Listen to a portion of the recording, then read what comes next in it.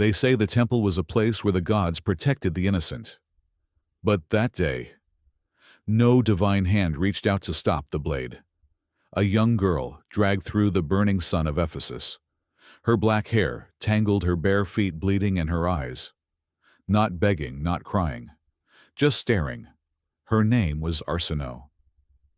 They brought her to the steps of the Temple of Artemis, sacred, ancient, untouchable. In a place where even criminals found sanctuary under divine law, she was executed like a criminal no one wanted. No trial, no verdict, just a decision made far away in a palace ruled by power and poison. And the cruelest part, no one tried to stop it, because the order came from her own sister, Cleopatra. Why was a royal woman murdered inside a temple? Why did holiness drown in royal blood? And how could jealousy stretch so far that it tore through bloodlines and slaughtered a girl history should have remembered? If this feels unjust to you, tell me in the comments, who do you think was the true villain here, Cleopatra, Rome, or the gods who looked away? And if this is the first time you've ever heard the name Arsinoe, make sure you subscribe. What you're about to learn will make the history you thought you knew feel like fiction, because this wasn't just an execution. It was the first crime ever committed in the house of the gods. In the 1st century BCE, the Mediterranean world was burning with ambition. Rome was no longer a stable republic. It was a powder keg of power, paranoia, and blood. Julius Caesar stood at the peak of his fame. Pompey was being hunted. And to the east, Egypt, ancient, wealthy, and cracking under the weight of its own legacy, had become a chess piece in a much larger game. This was an age where thrones were not inherited, they were seized. Egypt's Ptolemaic dynasty descended from one of Alexander. The great generals had ruled for centuries, but their roots were foreign. These were not native Egyptians. They were Greek monarchs who ruled like pharaohs, but lived like Hellenic nobles.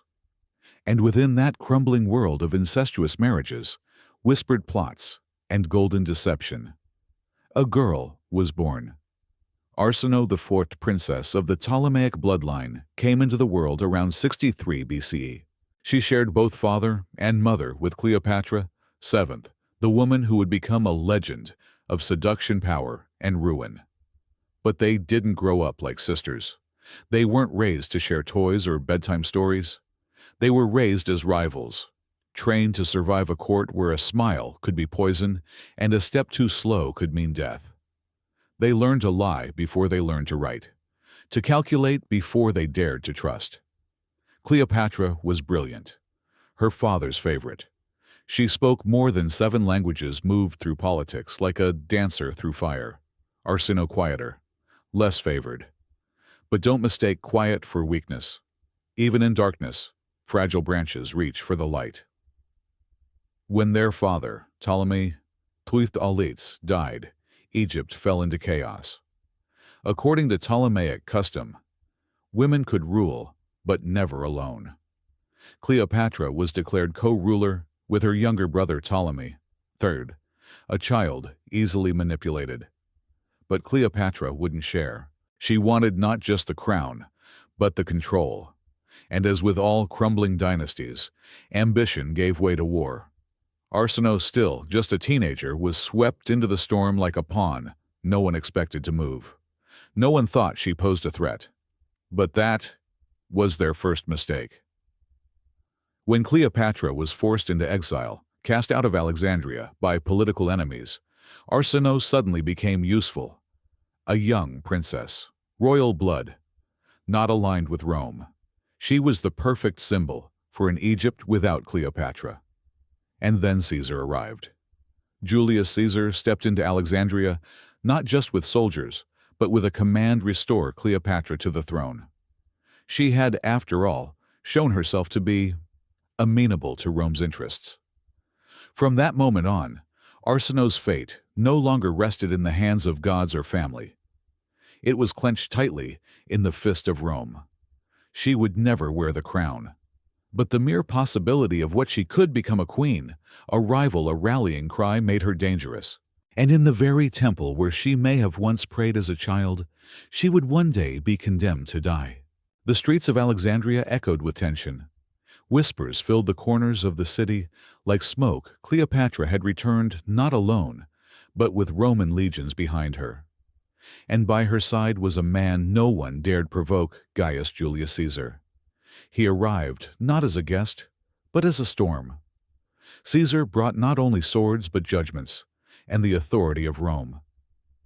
He didn't ask who belonged on the throne. He decided. To the Egyptians this was a humiliation. To many in the court it was treason. And for Arsinoe, it was the sound of a death sentence quietly unfolding. She was just 16. Yet even at that age, she understood the unspoken truths of power. Cleopatra's return meant only one thing: elimination. There could be no peace with both sisters alive. Not when Rome had chosen one. So Arsinoe fled. Not in fear, in strategy. She slipped out of the royal palace with her tutor and confidant, a eunuch named Ganymedes. Together, they escaped to the eastern edge of the city, where the Egyptian army still held control. There, under the flickering torchlight of a military encampment, a decision was made that would change her life forever. They named her queen. Not in ceremony, not with gold, but with desperation. To the Egyptian generals and rebel factions, Arsinoe was the last Ptolemaic hope, a royal bloodline not tainted by Roman hands. And for the first time, Arsinoe wasn't just a shadow in Cleopatra's story. She was the center of her own. But queenship did not bring peace. It brought war. The year was 48 BCE. Alexandria descended into siege. Caesar was trapped inside the palace complex with Cleopatra, surrounded by angry mobs, and a city turning hostile by the hour. Arsinoe, commanding the opposition, ordered the canals cut and the water poisoned. She had Ganymedes declared commander of the rebel forces, placing her trust in the only man who had never treated her like a child. The strategy worked. Roman soldiers began to suffer from thirst. Panic crept into Caesar's eyes. There were moments, brief, breathless moments, when it looked like the girl might win. But Arsinoe had underestimated the ruthlessness of her enemy. Caesar called for reinforcements. Legions from Syria crossed the desert. Naval forces entered the harbor. And as Rome bore down on the city like a tidal wave, the dream of resistance began to crack. Inside Arsinoe's camp, loyalties began to shift. Ganymedes was blamed for the setbacks. Murmurs of betrayal spread like fever. The same generals who had crowned her queen now doubted her resolve. And then came the betrayal. Achilles, a former general loyal to her cause, turned. Some said Cleopatra's bribes reached him. Others believed he simply saw the tide turning. Either way, Arsinoe had him executed, a decision that would haunt her until her final breath. From that moment, something inside her shifted. The teenage girl who once whispered through palace halls was gone. In her place stood a hardened figure, drawn and sleepless eyes wide with fury. She rarely spoke. Her orders came like thunder, sharp, immediate, and cold. She knew she was losing. The Romans broke through Alexandria's defenses. Fires tore through neighborhoods. Streets became rivers of ash. Arsinoe's soldiers fell one by one. Some captured, others slaughtered. She fled again, not to fight, but to survive. Captured outside the city, bound in chains, Arsinoe was paraded through the streets she once hoped to rule. They brought her to Caesar. She stood before him, bruised, dirty, but unbroken. He could have killed her on the spot. Some advised him to. After all, she had led an uprising. She had dared to challenge both Rome and her own blood. But Caesar had a flair for spectacle. Instead of executing her, he made her entertainment. In 46 BCE, Julius Caesar celebrated his triumph in Rome. He paraded captives through the streets, like trophies, Gallic warriors, African kings, and last in line a young girl in royal robes shackled at the wrists. Arsinoe walked through the jeering crowds of the Roman Forum, beneath arches raised for the glory of her conqueror. She was only 17, People threw insults, rotten food, coins. But she never cried. It was a humiliation designed to crush her spirit. And yet, to many watching, even Romans, she became something else. A symbol, a defiant young queen who had dared to resist. The crowd murmured. Some saw in her a tragic figure too young for the fate she bore. Perhaps Caesar heard those whispers. Or perhaps he didn't care for the backlash. Whatever the reason, he chose not to kill her. Instead, he banished her. To Ephesus. To the Temple of Artemis, one of the great wonders of the ancient world. A place so sacred that even criminals were protected from violence within its walls. Arsinoe was cloistered there, stripped of all power but alive. A princess turned prisoner, hiding under divine law. But even in exile, she was dangerous. Because her name lived. Because as long as Arsinoe breathed, she was a threat not through action, but through existence. Cleopatra now ruled Egypt beside Mark Antony, and she had no intention of letting a ghost linger in the shadows. And Rome was shifting. Caesar was dead, assassinated by those who feared he would become a king. The Republic teetered, and a new war emerged: Octavian versus Antony. Cleopatra, now Antony's lover and political partner, placed her bets. And again, Arsinoe became a liability. She had once walked chained in humiliation. Now, she walked in silence between temple columns. But Cleopatra remembered. The scar of that rebellion, the shame of that challenge, it festered. And soon there would be no more room for symbols. No more space for memory. One sister would live. The other must be erased. She thought the temple would protect her. The Temple of Artemis at Ephesus stood as a beacon of sanctity.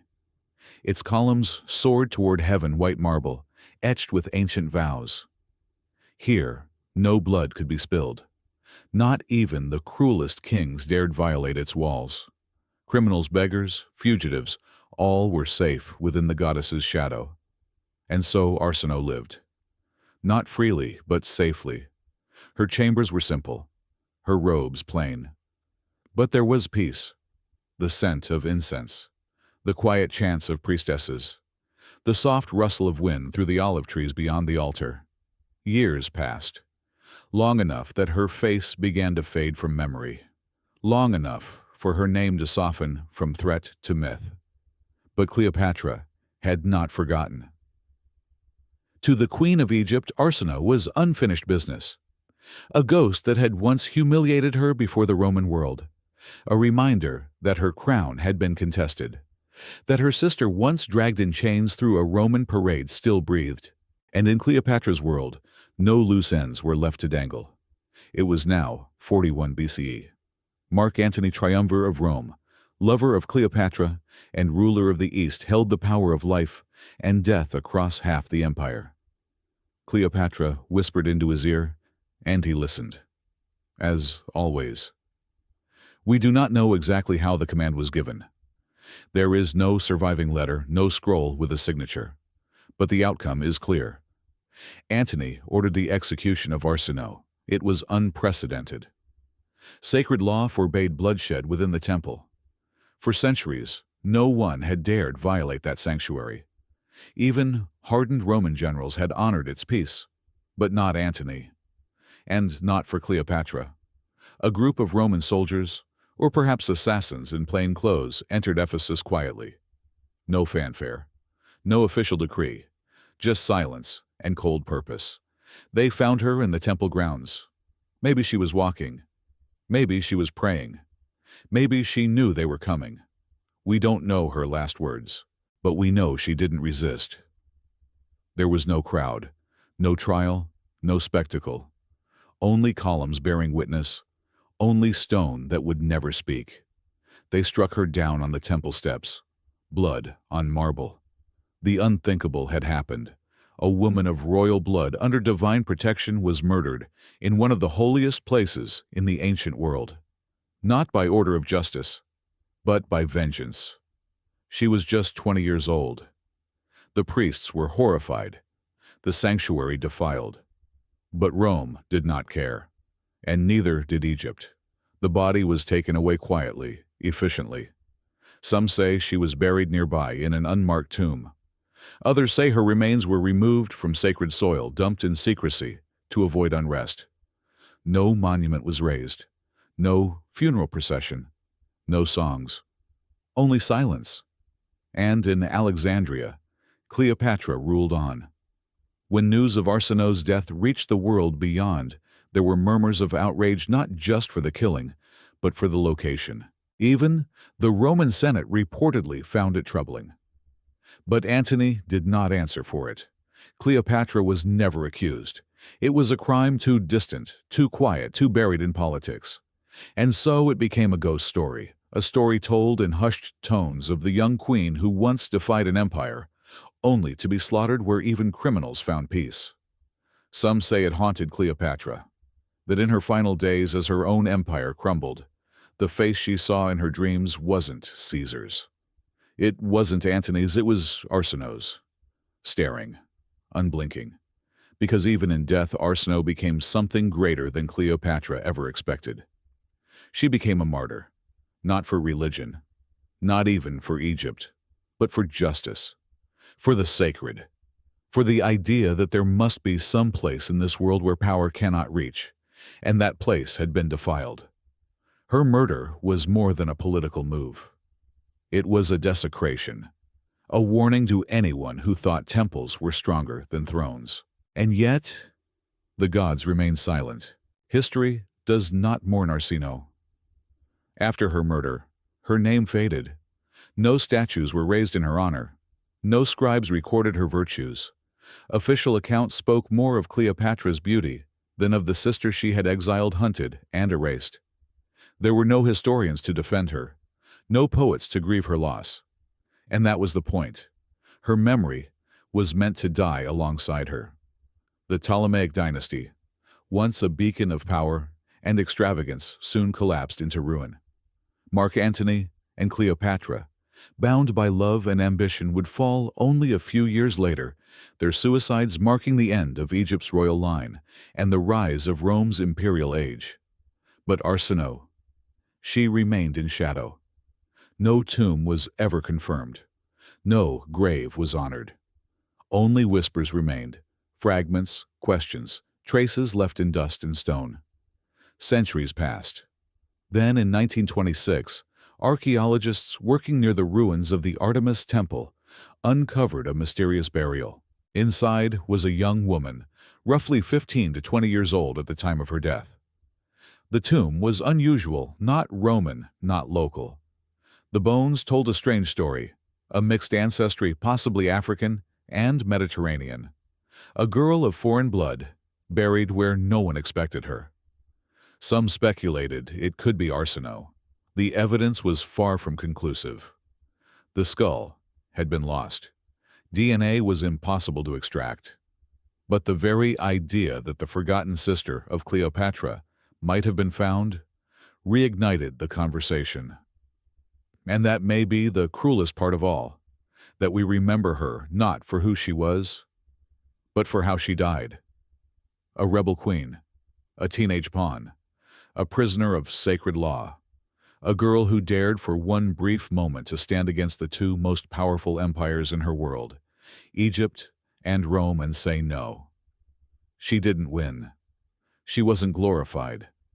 But in her fall, she revealed something rare, a glimpse behind the veil of legend. Behind Cleopatra's painted eyes and Rome's golden eagles was a world of fear, jealousy and silence, a world that needed Arsinoe to vanish simply so the victors could shine brighter. But she didn't vanish. Not completely. She lives on in the cracks of history and quiet academic papers, in disputed tombs and stories like this one. Not because she ruled, not because she seduced, but because she suffered, because she died where no one was supposed to die. And in that defilement, her story became more than political. It became spiritual, ethical, human, a girl whose only crime was being remembered. She never wore a crown, never sat on a throne. Yet Arsinoe IV was murdered like a monarch in the place where no blood was meant to be spilled. And still history nearly forgot her. But maybe that's why her story matters. Not because it's famous, but because it wasn't supposed to survive. And yet here we are remembering. If this story moved you, if it made you question how far power will go to silence a threat, you're not alone. There are others like Arsinoe erased, hunted, buried in silence. If you want to see what happened when a sickly boy became king at 9 and was dead by 15, click here to watch the tragic fall of Edward VI. And don't forget to subscribe, because behind every crown lies a shadow. And we're just getting started.